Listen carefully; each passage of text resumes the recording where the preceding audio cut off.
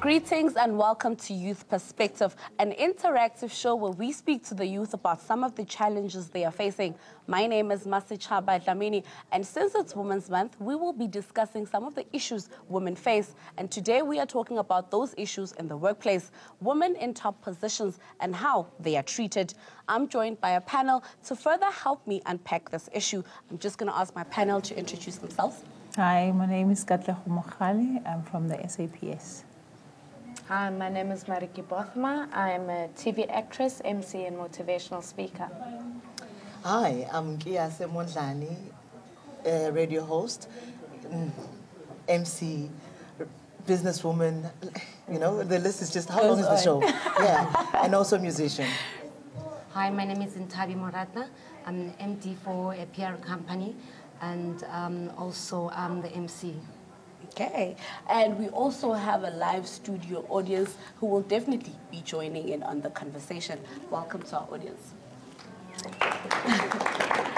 So just to start with you, Katlego, the SAPS, when somebody says police, we automatically think policeman. How is it being in this field, being a woman? Being a woman in the law enforcement, it's a bit tough, but you have to rise above the challenges. Most people think that females are supposed to, as you put it, all pink and twirly. Most of the people we encounter, they look at you and think, can you really arrest me? And I mean, we've gone through the training that the same men have gone. We do the same exercises they do. Therefore, I can arrest any man, I can arrest any woman, as long as the job requires me to do so. Okay. Mariki, for you, the entertainment industry is very huge. And sometimes it can be very small depending on the people that you know and how you interact with people. And how does that work for you? Because sometimes you find that men have this culture of a look out for you. And then here comes this woman. You know, it's I won't say it's a male-dominated industry, and it's not a female-dominated industry. It's a hard industry. You know, most people look at a so-called celebrity or TV personality and they're like, oh, famous, unemali. You know, what they don't realize is that this industry becomes hard because you can go for months without a paying job. And as a woman in the industry, you tend to find a lot of doors get shut because you don't allow yourself to open up to certain things. Unfortunately, it is the sad part of our industry that you do find the male that maybe dominates and says, look, for you to become a part of this or to get a lead role or to go somewhere, you have to do 1, 2, 3. And I think that is the thing that breaks most artists. But being who I am, what has helped me in the industry was being honest about who I was and where I come from. And of course, you know why you're in this industry. I'm not Mariki Bothma, the white lady who speaks all the African languages.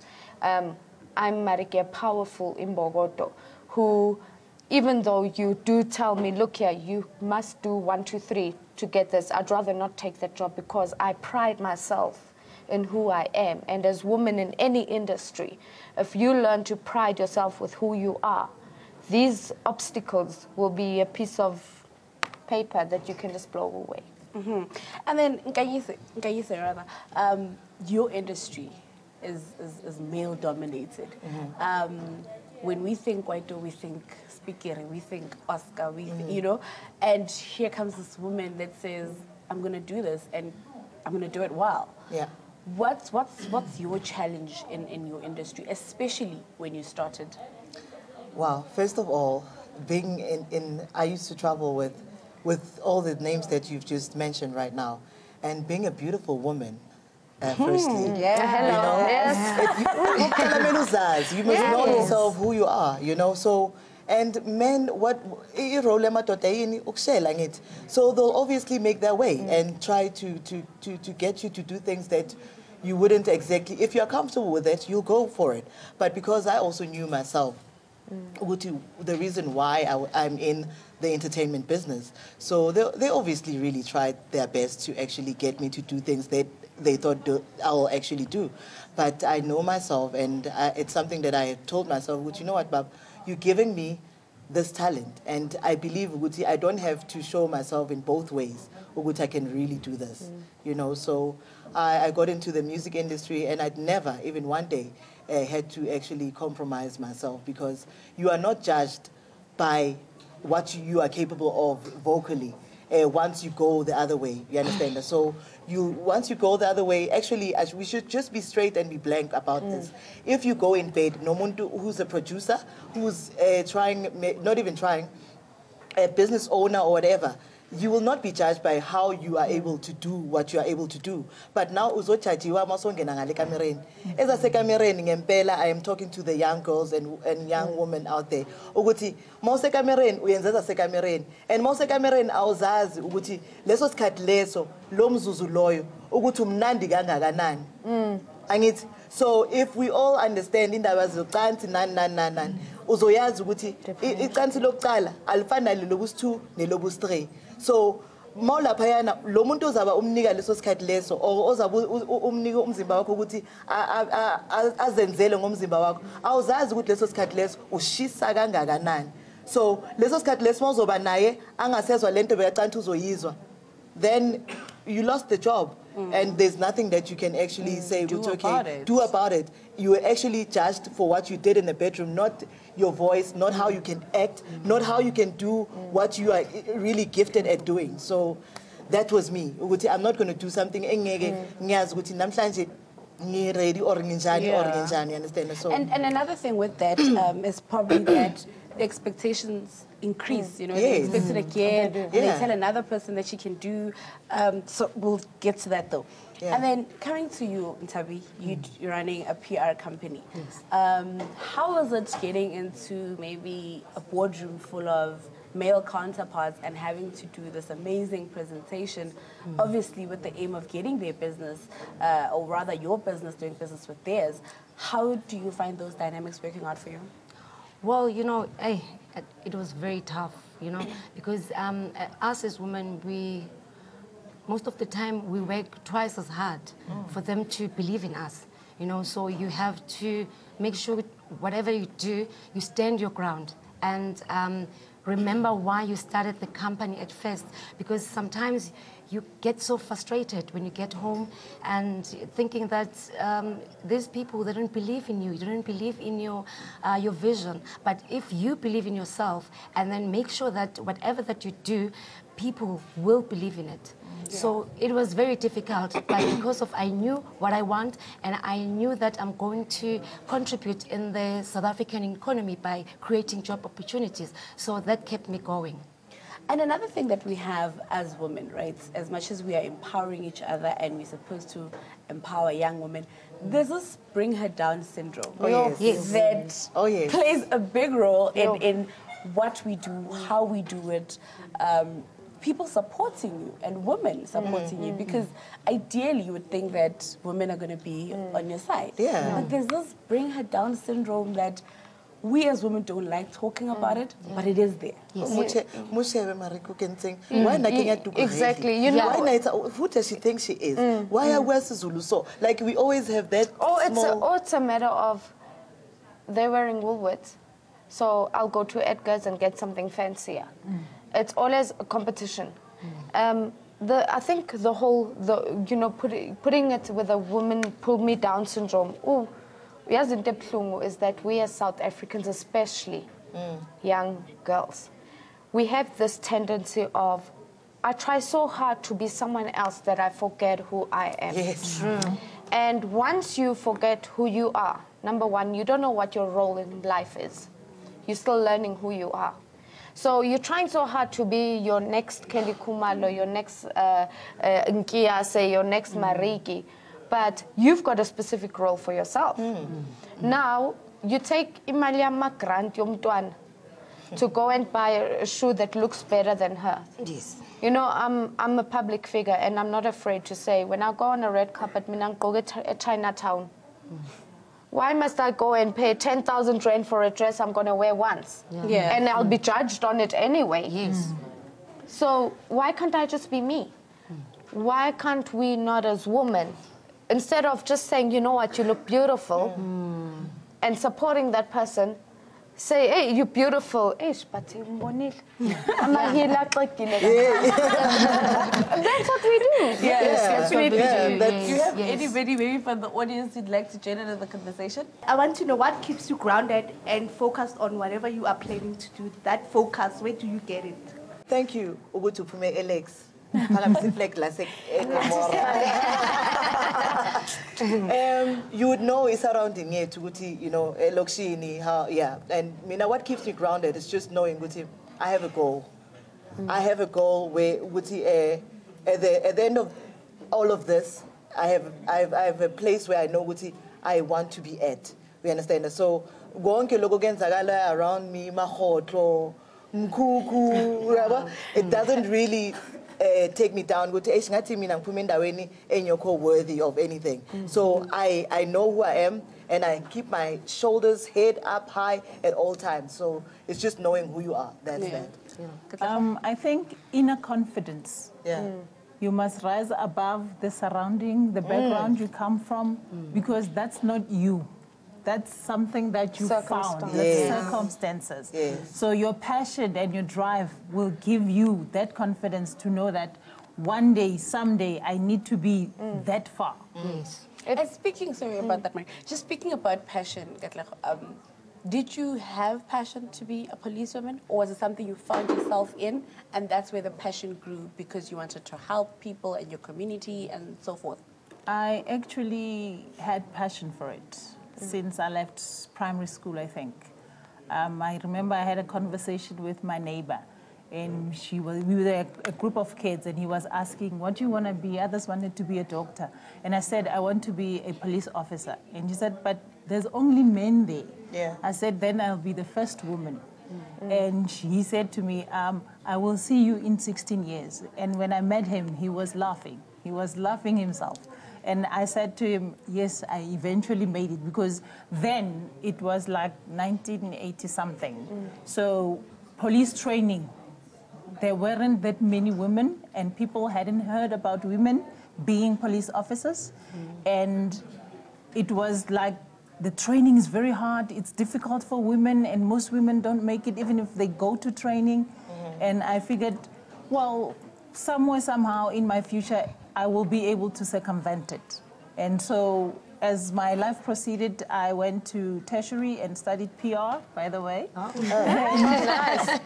I happened to go into the police, and the training wasn't as bad as everybody had purported to be. You know? And there's a notion as well, in case you have these big dreams, people always just try to make it seem like it's such a far-fetched thing. Yeah. Bunzima. Yeah. You can't make it. Yes, and all of these notions come with a lifestyle. But you know, this is the sad part. I'm white. I'm a white South African. Now, people have a tendency, especially black people, to say, white people had it all. Yes. Number one, nami ngihlale Alex. No one knows that. No one knows that. I stay in Alex, which is a location. How come? She's a celebrity. Why would she stay in Mkukwini? Because I like it. You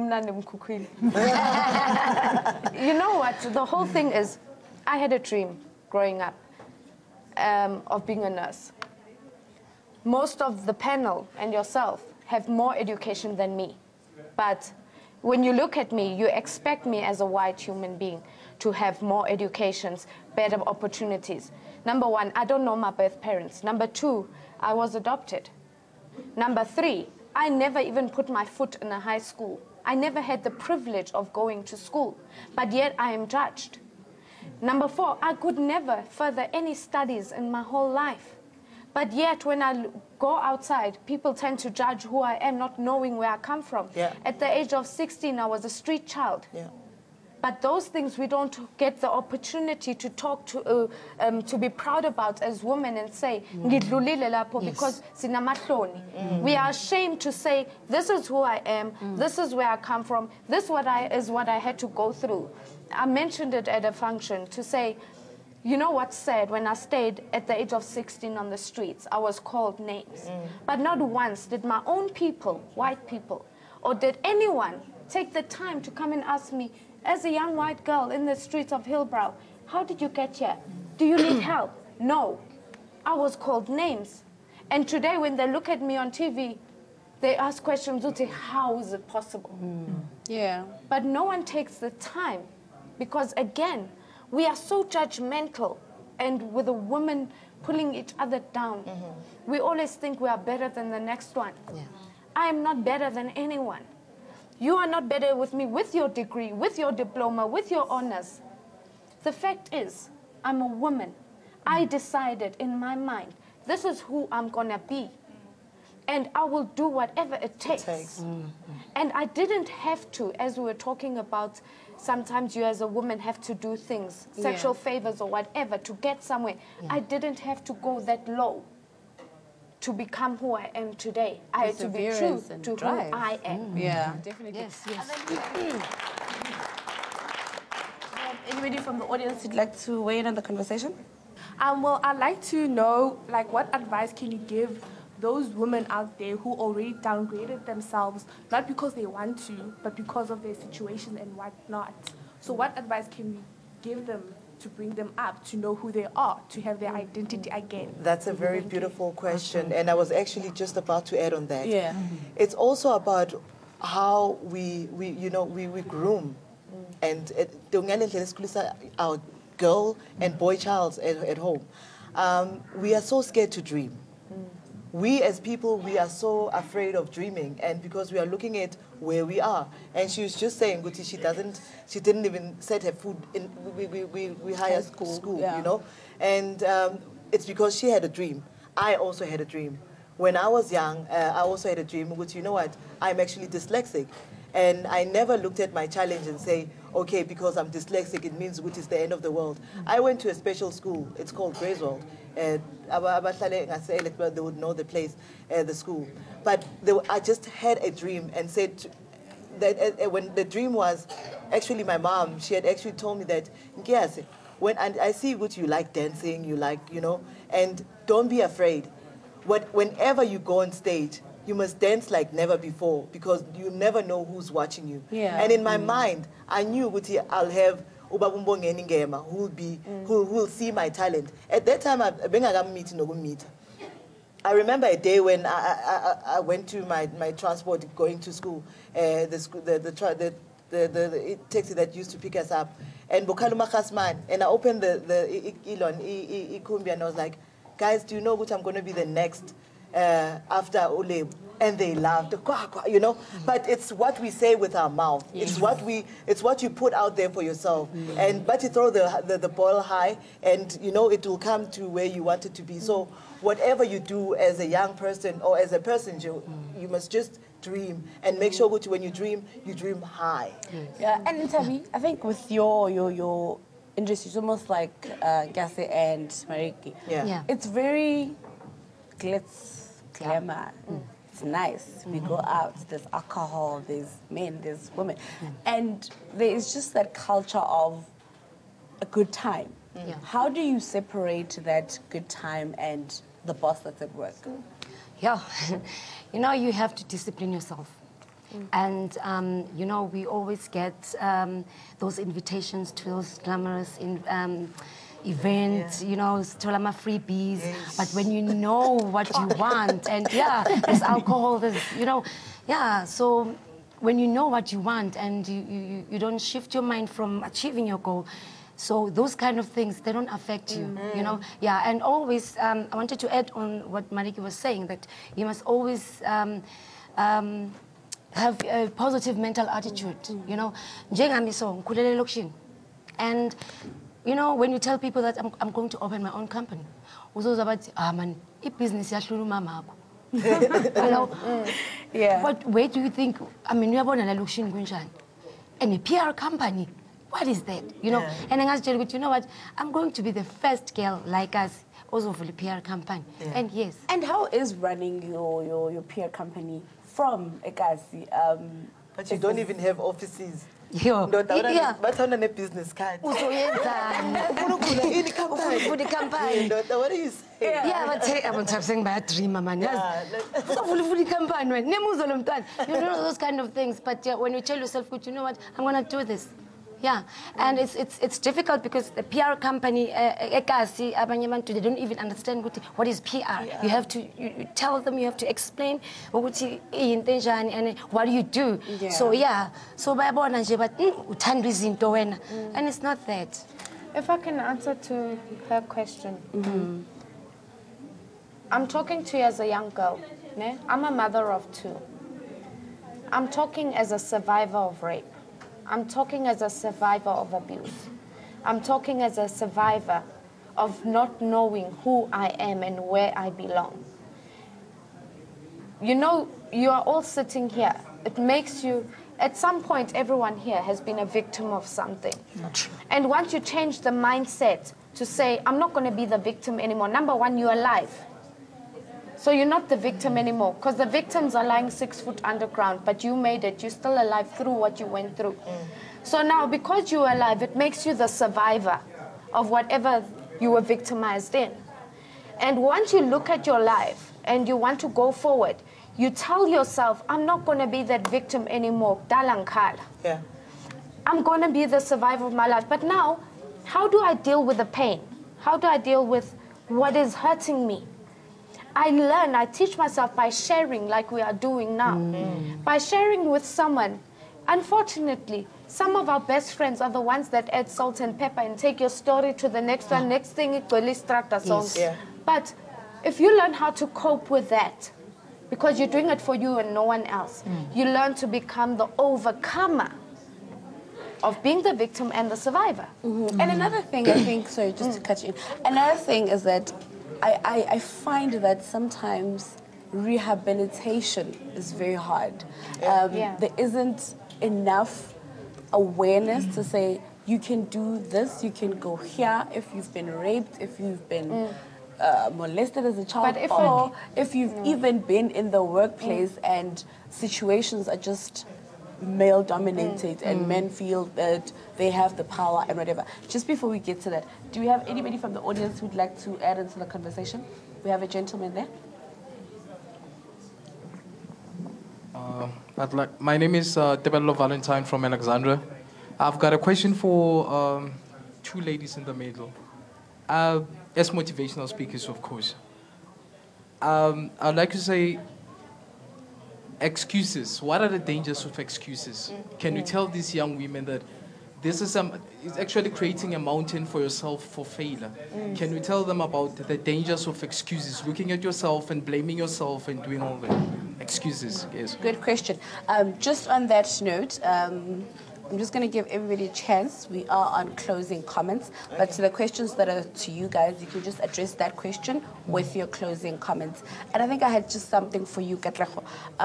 How do you take off the hat, policewoman, when you get into your household or in a relationship? Because then you're no longer that tough boss, cop, you know? But how do you then just deal with those different roles? With your closing remarks, quickly as possible, going down the road.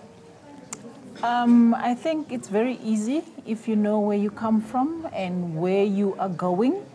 At home, I'm Kati. To my children, I am mom. To everybody else, I am a sibling. So they know as soon as I close the gate behind me, that's a normal person, a mom who's going to cook and check homework and do all of those things. As soon as I leave again, they know that the police officer is on duty now. Okay. And then your closing remarks? I think the most powerful things that women can carry, you have inner strength. That doesn't go away irregardless of your circumstances. If you look deep enough, you will find the courage to overcome whatever circumstance, whatever has happened to you, and you can be able to move forward. Mariki? Answering your question at the same time, closing off. I have all the right in the world, as Mariki Bothma, to blame my past for not being a success. I have the right to blame Gutagna Mali. I had the right to blame I don't have a home, I don't belong. but it was by choice. And once we stop making excuses for ourselves to go out with a rich man who gives us money, but take care of who you are, you will stop victimizing yourself, because that's a woman trend. We victimize ourselves, we end up crying. Gandhi, it was your choice to go out at night with that man and go and drink because you wanted the money or you wanted the weave. So once you decide, who am I? Where do I want to go in life? You will not be that victim anymore. You will be the survivor. You will be the overcomer. But at the end of the day, when you share your story to help someone else to say, I was once like that, but today you will be the conqueror of your life. The end story, you know it. I look at life as a soapy. I look at life as a movie. Who am I in this whole thing? You know, you already know. You've seen our movies. You've seen you've seen how it ends. So I choose to be the one that comes up on top.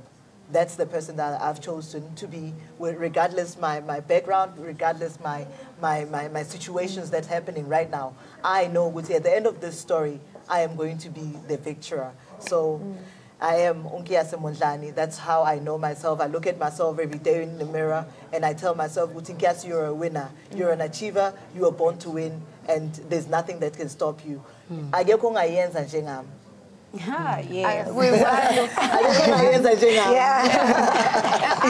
Can I quickly, before we go to a, just add, I'm the first white person in South Africa who's featuring on Speakery's new album, a Zulu Kwaito album. Hello. I mean, I'm like, come on.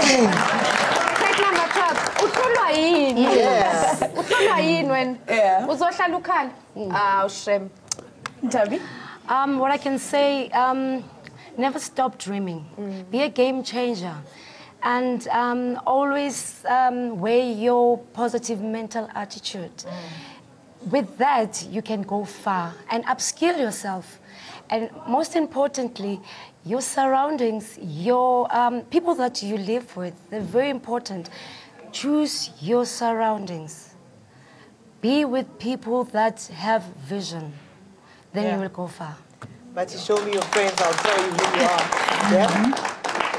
This has been yet another interactive conversation, and since it's Women's Month, we were talking about women in top positions. One thing is clear, women are nurturers, but they can definitely be good leaders as well. From myself and the team behind the scenes, thank you for watching, and see you next time.